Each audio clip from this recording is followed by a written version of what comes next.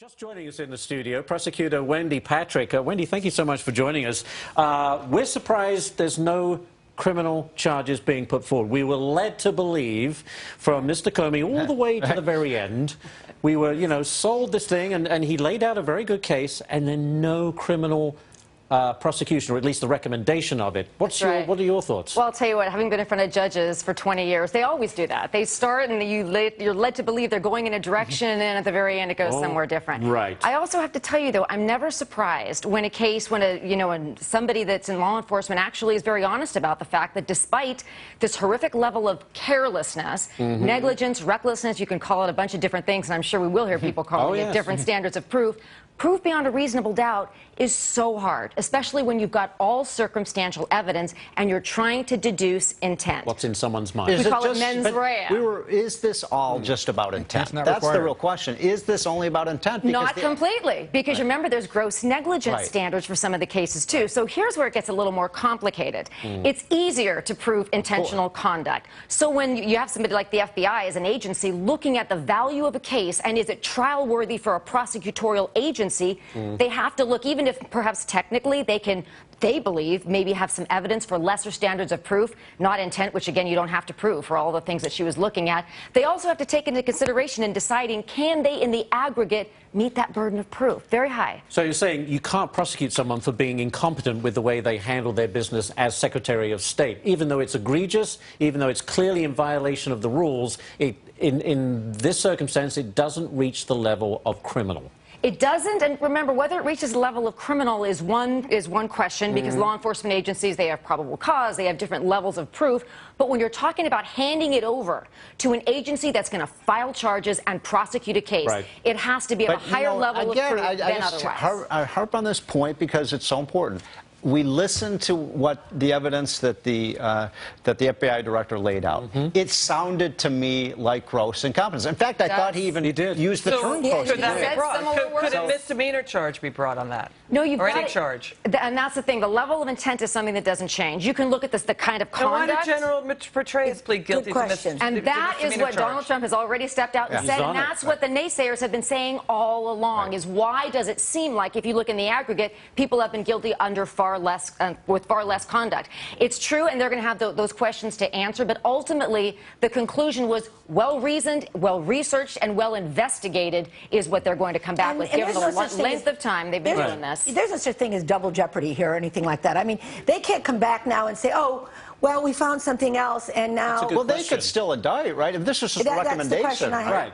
Well, and remember that new evidence comes to light all the time on both sides of the scale. They haven't prosecuted anything. There hasn't been an acquittal. Wendy, could an aid be charged? Could an aid be charged? Lots of people could potentially face liability if, in fact, we end up finding facts that support that level of mens rea necessary. Intent is what they're looking at. Has Hillary fired anyone?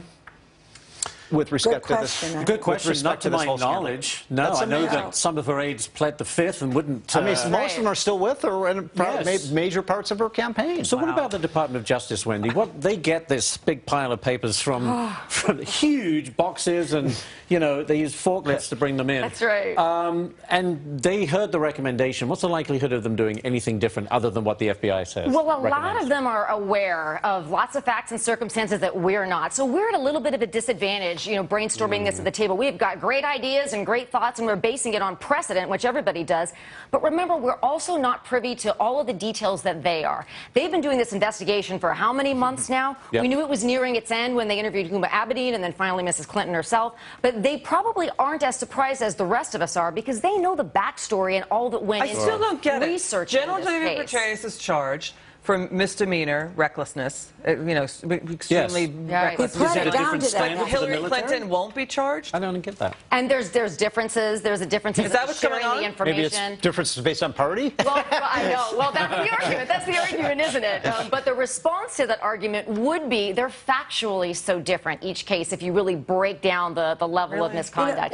It's hard to believe because how we is what summarize. Petraeus did worse than what Hillary did? Is it because he's in the military? I don't know. I mean, the state... Well, there's no military Secretary exception to the law. You need it. Trying to find a reason. You need intent to be extremely reckless? Well, intent, of course, is above recklessness, but ultimately that would be the best case scenario if there was evidence of intentionality. Not that it was technically necessary, but that would make it a case that more so. I think there's another. Wendy, explain. Let me tell you why he did that. And that, you know, lots of times if you hear a non-indictment after all this hype and all the public outrage, people will say, yeah, but they didn't consider this, or he didn't consider that. Had the FBI only looked over here or over there. Right. By the speech he made leading up to the announcement that there would be no charges, he let everybody know he did consider all the facts and circumstances. So we've got Covering to really, his backside is what it's called. We've got to respect the integrity of the process, is another way of saying that. Yeah, okay. Right, exactly. And he did that to make sure that we weren't sitting here at the table afterwards saying, where was he when this happened? Why didn't he look at that? He did consider everything that we know about and much more, I guarantee you that, and then still reach that conclusion. But we don't necessarily agree with that. Does Comey come under fire here, Wendy? Oh, he already has. He already has. He is on this table, but in general, you know. I think the conversation at this table is representative of conversations occurring in living rooms across the nation. I agree. And he knew that was going to happen when he came to the conclusions he had, which again is no doubt why he laid out the speech the way he did. And it's why this isn't going away. And it may not. It may not. In fact, just because there's no charges today does not mean, as some of you have inquired earlier, does it mean that there may not be some level of liability, even criminally, for some other acts in the future? Now, Hillary is going to have to respond to this, obviously. I think her reaction might be a little different than that. I agree, Larry, that definitely she is going to say some version of that. I also, however, think that she now has the space to give more of an apology than she did before. Remember, before when she addressed this, she still hadn't been interviewed and everything was still in the air. That's true. The pressure is off. Can you imagine how relieved she must feel today? I know she claimed that she knew she wasn't going to be charged, but you never really know. So now she may actually have the space and the luxury, if you will, of laying out a more detailed and more heartfelt But does that make any difference to the voters? To voters, it might. Because it detracts from the level of arrogance. I think this was a terrible, terrible day for Hillary Clinton. You know what? Going into this, almost everyone I spoke to said, I don't believe there's going to be a criminal prosecution. Yeah, that's right. Did you hear that, Steve? So really, I did not think there would be a prosecution. So that's and we you got what couldn't we have come expected. closer to the edge without a criminal prosecution. It's like we're sitting here all surprised, but we all didn't think it was going to happen anyway. Yeah, right. But now that it's real, we're all reacting the way we were when we first heard about this. You know, nobody can believe with the level of evidence and recklessness that it actually did not end up in it. And also, just to underline, That's only because Donald Trump is going to hammer on. You bet. and I may have been hacked. And to Wendy's point, still there could be charges down the road. Well, what's the likelihood of that? Low. Low to nothing. Low to none. But nonetheless, if it's any solace, no investigation is ever closed if new evidence comes to light. So much more to say. Larry Elder, Jana Caldwell, Wendy Patrick, Georgette Mosbacher, Emax, Steve Moore, you've been brilliant. Thank you, one and all. That's it for us. Now to Charles Payne.